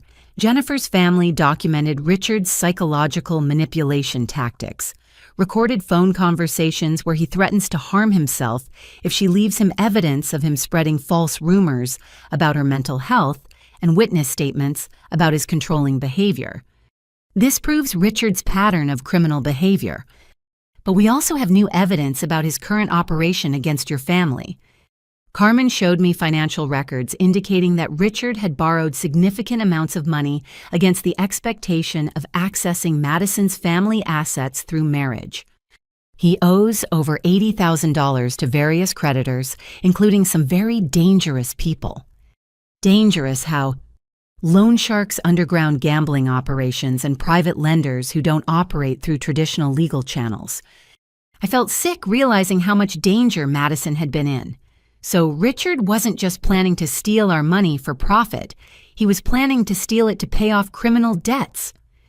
And if he couldn't access your family's money through marriage, he'd need to find alternative ways to pay these debts. Like framing our family for crimes and suing us for damages. Exactly. Richard's false police reports aren't just about discrediting your family.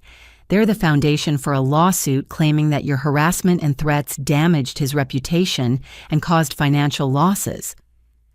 Carmen pulled out one final document.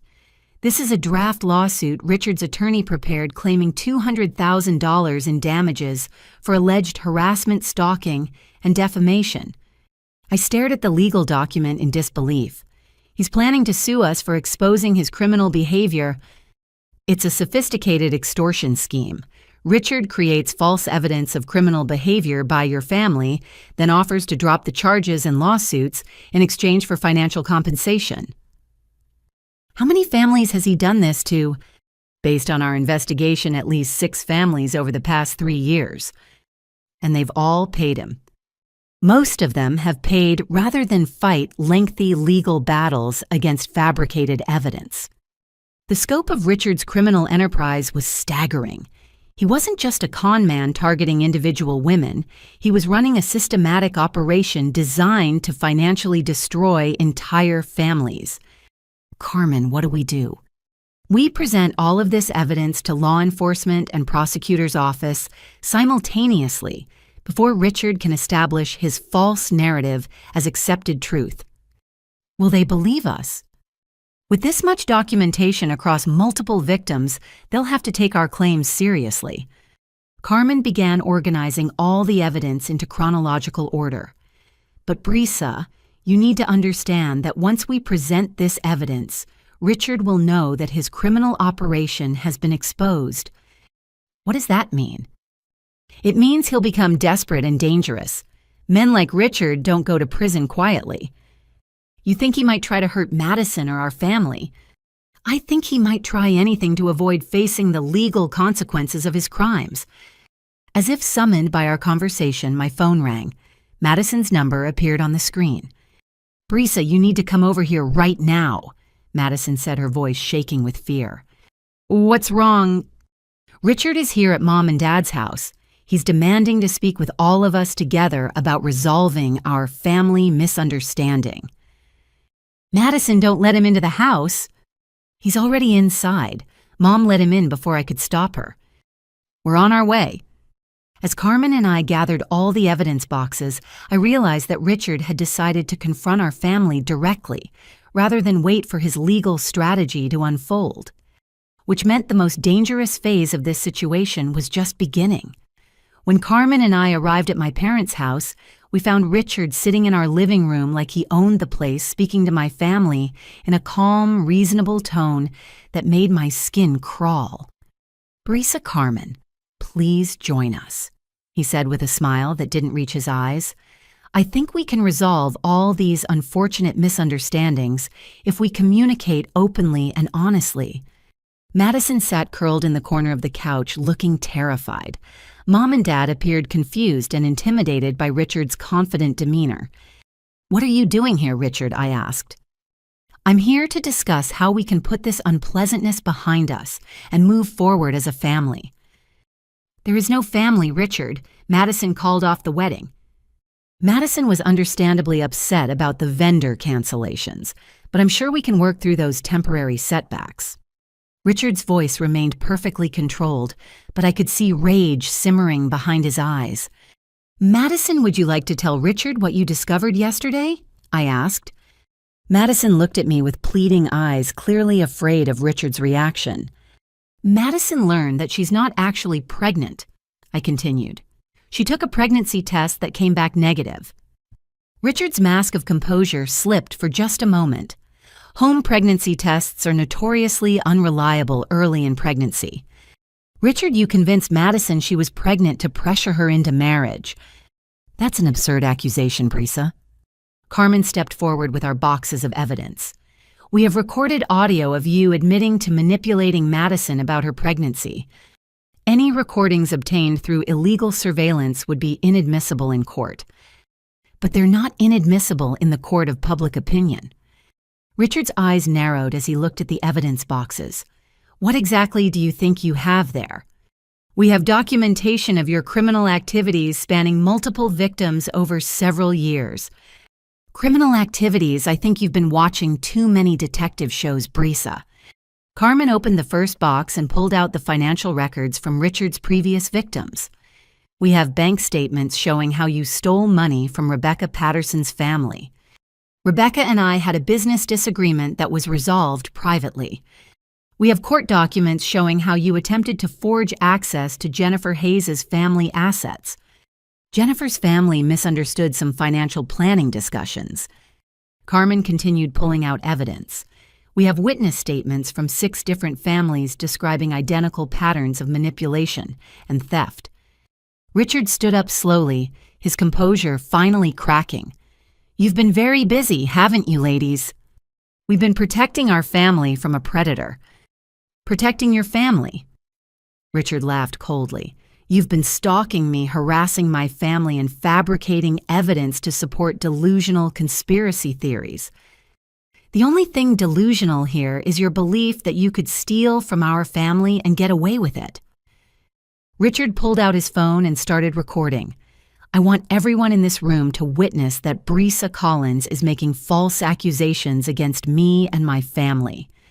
Go ahead and record Richard. We want documentation of this conversation too. Carmen was also recording on her phone while simultaneously texting someone. Richard. Madison said quietly, I know you've been lying to me about everything. Richard's attention snapped to Madison with frightening intensity. Madison, sweetheart, you're confused and upset. These people are filling your head with paranoid fantasies.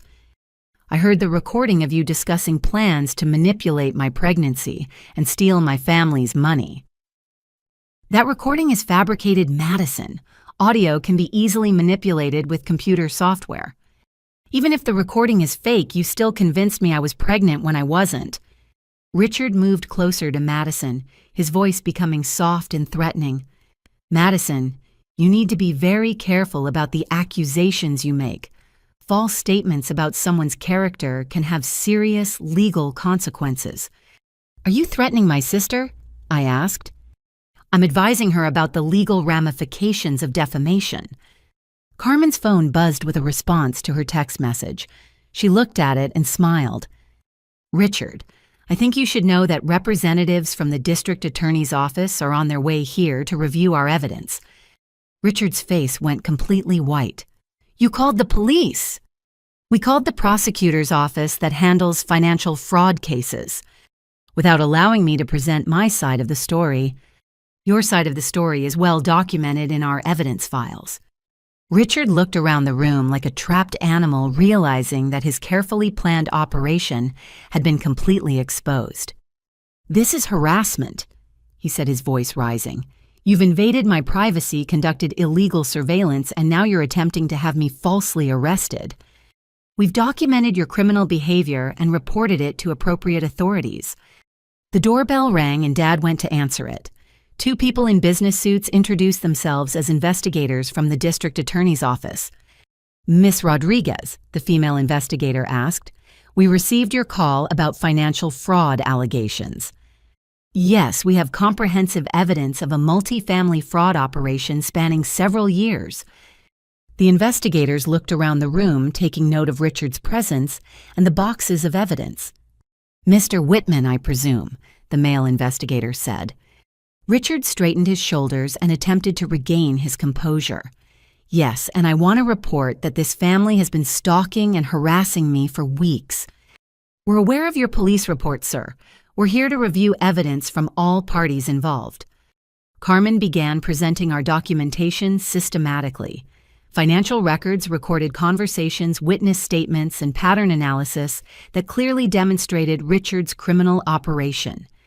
As the evidence mounted, Richard's attempts to maintain his innocent facade became increasingly desperate. "These people are clearly mentally unstable," he insisted.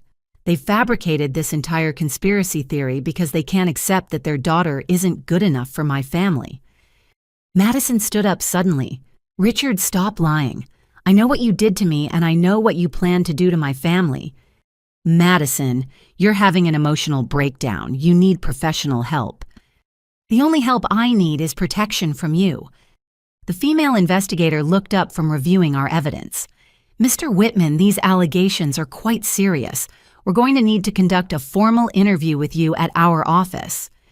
"I'm not answering any questions without my attorney present." "That's certainly your right, sir." As Richard prepared to leave, he turned back to Madison one final time.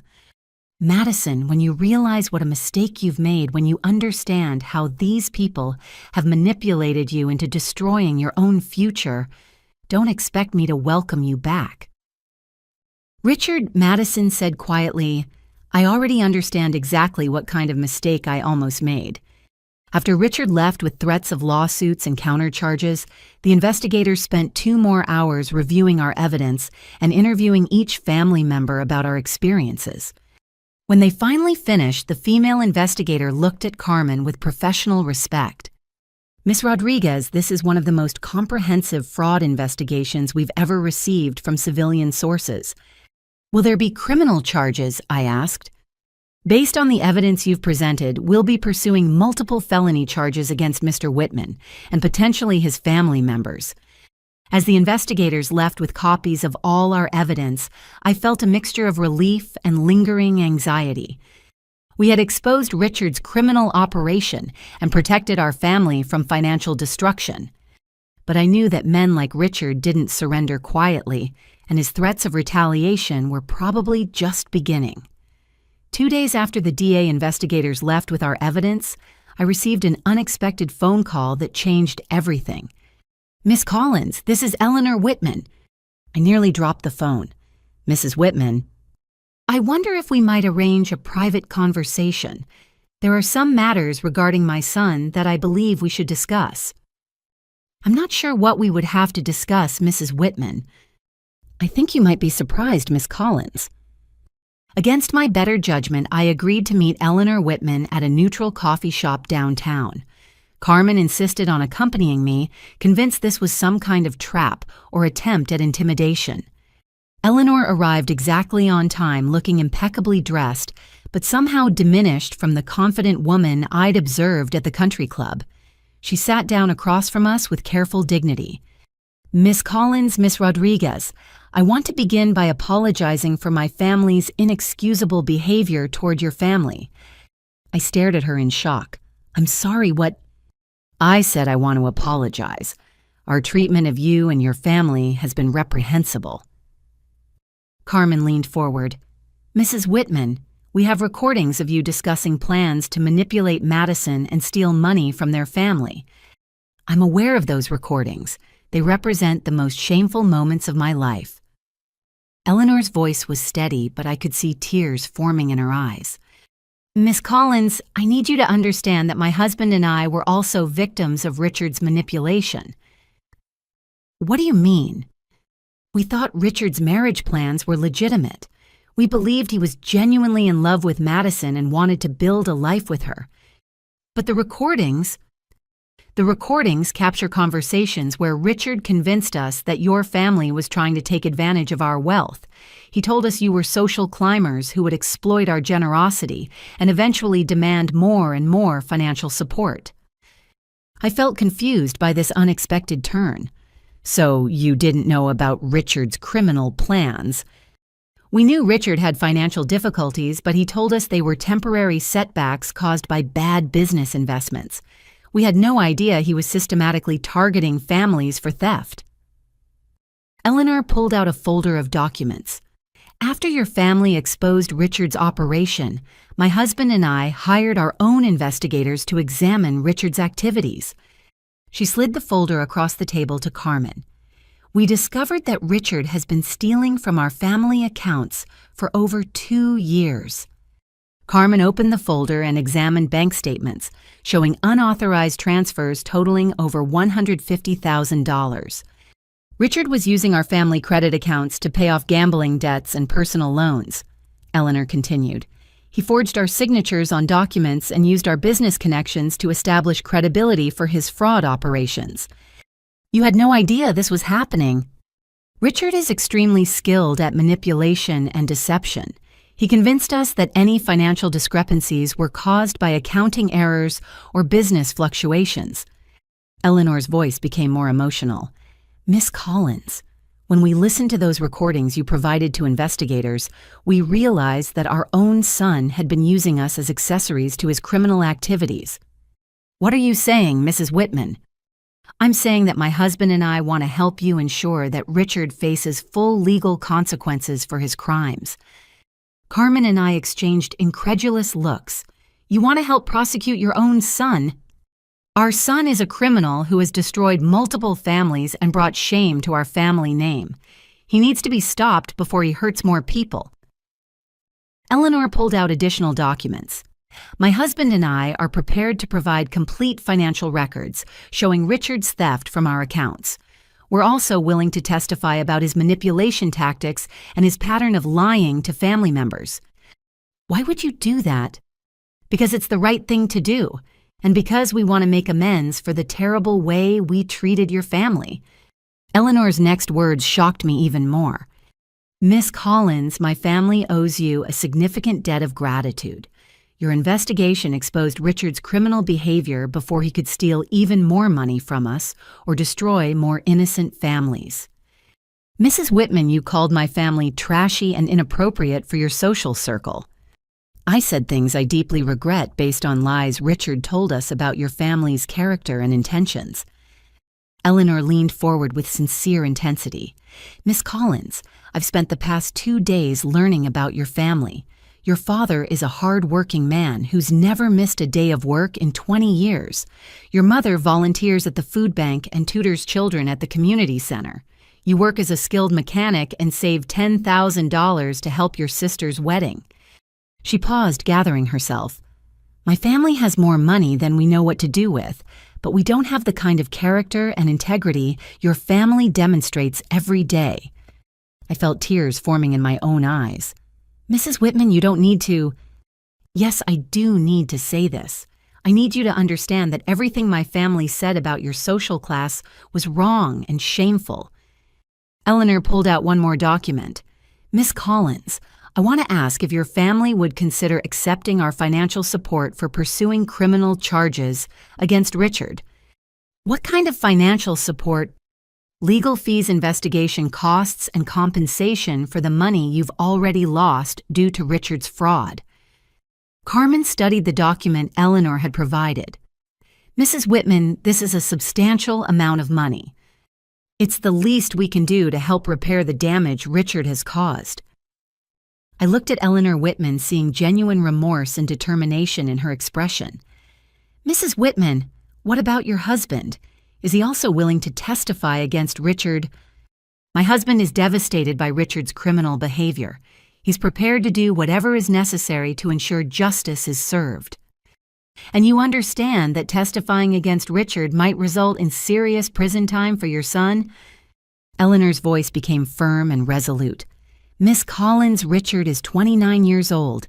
He's had every advantage in life, every opportunity to make good choices. Instead, he chose to become a criminal who destroys innocent families. She looked directly into my eyes. If Richard goes to prison, it's because of his own actions, not because of our testimony. As Carmen and I left that meeting, I realized that exposing Richard's criminal operation had created an unexpected alliance with the very people I'd initially seen as enemies. Eleanor Whitman's willingness to testify against her own son and provide financial support for his prosecution would make our case against Richard virtually unbeatable. But more importantly, her genuine remorse about our family's treatment had begun healing wounds I didn't even realize needed healing. Sometimes justice comes from the most unexpected sources. 6 months later, I sat in a packed courtroom watching Richard James Whitman Jr. receive a sentence of 8 years in federal prison for fraud, theft, and conspiracy charges spanning 7 different families over 3 years. The evidence Carmen and I had compiled, combined with Eleanor and Richard Sr.'s testimony about their son's theft from their own accounts, had created an overwhelming case that Richard's defense attorney couldn't challenge. During the trial, we learned the full scope of Richard's criminal enterprise.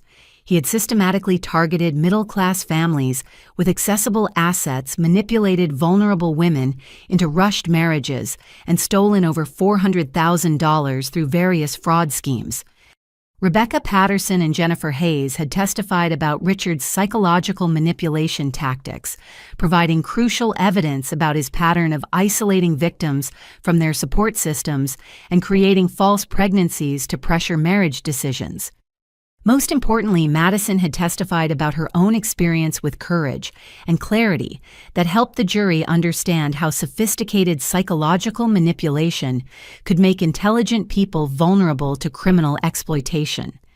The defendant used my pregnancy fears and my family's desire for social advancement to manipulate us into funding our own financial destruction, Madison had told the court. He convinced me that my own family was an embarrassment while simultaneously stealing money my parents had borrowed against their home. The judge had been particularly harsh in her sentencing statement. Mr. Whitman, your crimes represent a particularly heinous form of family destruction that goes far beyond simple theft. You systematically targeted families' deepest emotional bonds and turned their love for each other into weapons against their own financial security. She had continued, your manipulation of pregnancy fears and social anxieties demonstrates a level of psychological cruelty that demands significant incarceration to protect other potential victims. But the legal victory was only part of our family's healing process. Eleanor Whitman had kept her promise to help repair the damage Richard had caused. She'd provided financial support that allowed my parents to pay off their home equity loan, immediately protecting their house from any risk of foreclosure. She'd also established a foundation that helps families investigate potential partners' backgrounds and provides resources for people escaping manipulative relationships. Miss Collins. Eleanor had told me after the sentencing, your family's courage in exposing Richard's criminal behavior saved my family from complete financial ruin and protected countless future victims from his schemes. Mrs. Whitman, you didn't have to create an entire foundation to help other families. Yes, I did. My family's wealth means nothing if we don't use it to prevent the kind of harm my son inflicted on innocent people. The foundation had already helped 12 families escape similar fraud operations, providing both financial resources and emotional support for victims of romantic manipulation scams. Madison's recovery from Richard's psychological abuse had been gradual but steady. She'd worked with Jake Martinez, who specialized in helping people heal from manipulative relationships, and had slowly rebuilt her confidence and independence. Brisa. I keep thinking about how close I came to destroying our entire family, she'd told me recently. If you hadn't fought for the truth, I would have married Richard and watched him systematically steal everything our parents had worked for. Madison, you were targeted by a professional criminal. None of what happened was your fault. But I almost chose him over my own family. You almost chose what you thought was security for your future child. That's understandable, even if the situation was based on lies. Madison had eventually found genuine love with someone who appreciated our family's values and treated our parents with respect and affection. Her wedding the following year had been a celebration of real love and authentic family bonds. Sophie Chen had used her medical connections to ensure that Richard's fake pregnancy manipulation tactics were documented as evidence for other fraud investigations. Her work had helped identify similar cases where men had used false medical information to control and manipulate romantic partners. Derek Williams had recovered the $12,000 that Whitman Properties owed his construction company, and his testimony had helped other small businesses pursue claims against the Whitman family's fraudulent business practices. Even Richard Sr. had faced consequences for his complicity in his son's criminal operation. Though he avoided criminal charges due to his cooperation with investigators, his business reputation had been severely damaged by revelations about Whitman Properties' pattern of cheating contractors and employees. Carmen had been offered a position with the district attorney's office based on her investigative work on Richard's case. Her systematic approach to documenting financial fraud had impressed prosecutors who dealt with similar crimes. "Brisa, you realize what you did, don't you?" Carmen had asked me after the trial concluded. "What do you mean?" "You saved your family from financial ruin, protected your sister from an abusive marriage, and exposed a criminal operation that was destroying other families." "We saved our family, Carmen. I couldn't have done any of this without your help." "But you made the choice to fight back when it would have been easier to just accept the situation."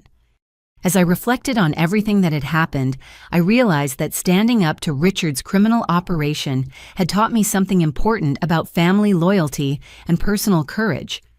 Sometimes protecting the people you love requires making difficult choices that temporarily damage relationships. Sometimes fighting for truth means risking everything you care about. But when criminal predators target your family, the cost of fighting back is always less than the cost of surrender. Madison was safe. Our parents' home was secure. Richard was in prison where he couldn't hurt other families. And our family bonds had been strengthened by surviving a crisis that could have destroyed us. Justice had been served not just through legal consequences, but through the restoration of truth and the protection of innocent people from a dangerous predator.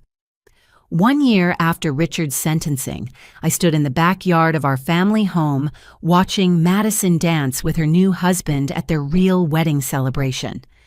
This time, the joy was authentic, the love was genuine, and every guest was there because they truly cared about Madison's happiness. The difference between this celebration and the elaborate deception Richard had planned was like comparing sunlight to artificial fluorescent lighting. Everything felt warm, natural, and filled with real emotion. Eleanor Whitman approached me during the reception looking more relaxed than I'd ever seen her. "Miss Collins, I wanted to thank you again for everything your family has done." "Mrs. Whitman, you don't need to keep thanking us." "Yes, I do. Your courage in exposing Richard's criminal behavior didn't just save your own family, it saved mine too." Eleanor looked around at the celebration, watching my parents laugh with Madison's new in-laws and seeing the genuine warmth between all the families present. "This is what a real family celebration looks like," she observed. "Not the manufactured social theater Richard had planned." "How are you and Mr. Whitman doing now?" "We're learning to rebuild our family reputation through genuine community service rather than social pretension. The foundation has given us purpose beyond just accumulating wealth." Eleanor had asked to contribute to Madison's real wedding celebration, but our families had politely declined.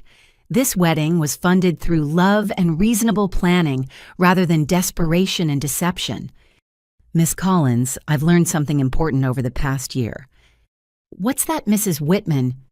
"I've learned that character isn't determined by social class wealth or family connections.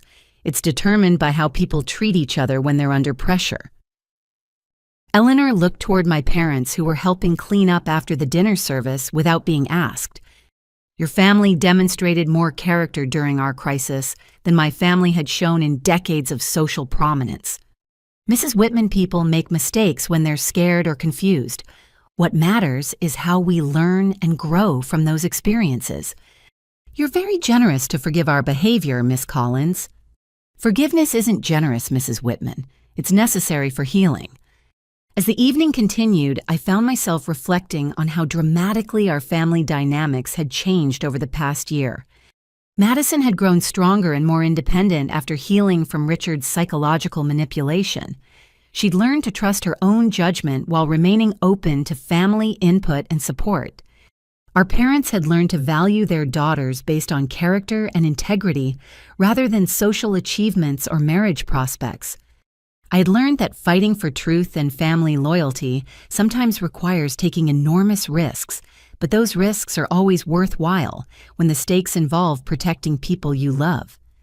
The investigation into Richard's criminal operation had also led me to discover a new career path.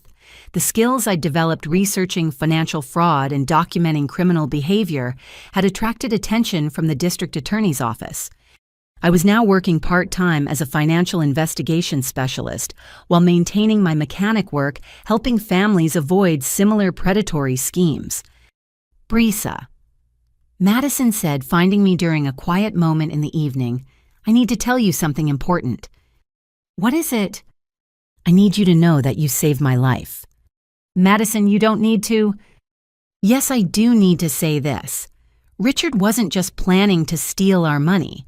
He was planning to isolate me completely from my family, make me believe I was mentally unstable, and control every aspect of my life." Madison's voice became emotional.